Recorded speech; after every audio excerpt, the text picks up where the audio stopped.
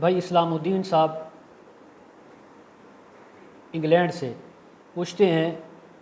کہ مفتی صاحب کیا بیوی کی شرمگاہ کو چومنا، اس کے اوپر زبان کو پھیرنا، اس سے بیوی کو جوش ملتا ہے، اور اسی طرح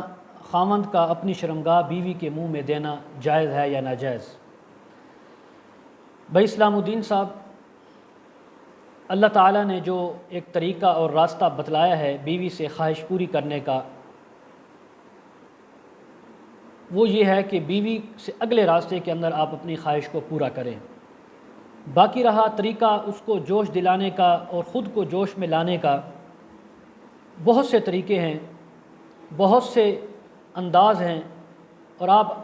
انسان جو ہے اپنی بیوی کے انداز اور اس کے جو طریقے ہیں ان کو سمجھتا ہے کہ میری بیوی، اس کو کیا یہ میں ایسا اس کے ساتھ کروں کہ اس کو جوش آئے، لیکن وہ جائز طریقے ہوں، حلال ہوں، حرام کو نہ اپنایا جائے۔ یہ جو آپ نے سوال پوچھا کہ بیوی کی شرمگاہ کو چاٹنا، چومنا یا زبان پھیرنا، یہ کتنا مکروہ اور قبیح عمل ہے۔ اگرچہ ایک ہمارے مفتی صاحب انڈیا سے جنہوں نے مسائل رفعت قاسمی لکھی ہے، مولانا رفعت قاسمی صاحب رحمۃ اللہ علیہ، انہوں نے اس بارے میں لکھا ہے کہ اگر بیوی کی شرمگاہ صاف ستھری ہو، دھلی ہوئی ہو اور گندگی نہ ہو، اسی طرح مرد کی شرمگاہ دھلی ہوئی ہو، اس کے اندر سے پانی نہ نکلا ہو، صاف ستھری ہو، دھو کر اس کو منہ میں لینا، انہوں نے اس کو جائز لکھا ہے، لیکن پھر بھی کہا ہے کہ مکروہ ہے، نہ کرنا بہتر ہے۔ لیکن باقی تمام ائمہ، تمام علماء، مفتیان کرام اس بات کو مکروہ کہتے ہیں کہ ایسا نہیں کرنا چاہیے، کیا پتہ کہ کب پانی نکل آئے، کیا پتہ کہ کب گندگی نکل آئے۔ تو اس لیے اپنے آپ کو اس فعل سے بچائیں۔ اس کے متبادل اب اپنی بیوی سے پوچھیں، یا بیوی کا کوئی ایسا گر آپ تلاش کریں کہ جس سے اس کو جوش میں لایا جا سکے۔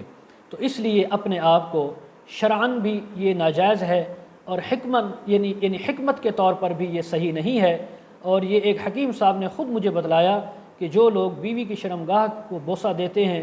یا بیوی کے یعنی اپنی شرمگاہ بیوی کے منہ میں ڈالتے ہیں، فرمایا ان کی اولادیں معذور پیدا ہوتی ہیں، ان کی اولادیں جو ہے وہ ذہنی طور پر یا اعضاء کے لحاظ سے کمزور اور معذور ہوتی ہیں۔ اس لیے ایسے افعال سے اپنے آپ کو جہاں تک ممکن ہو بچانا چاہیے۔ باقی جو شریعت نے جائز طریقے، بیوی کے پستان ہیں، اس کا سینہ ہے، اس کے بوس و کنار ہے، اس کے ہونٹ یعنی چومنا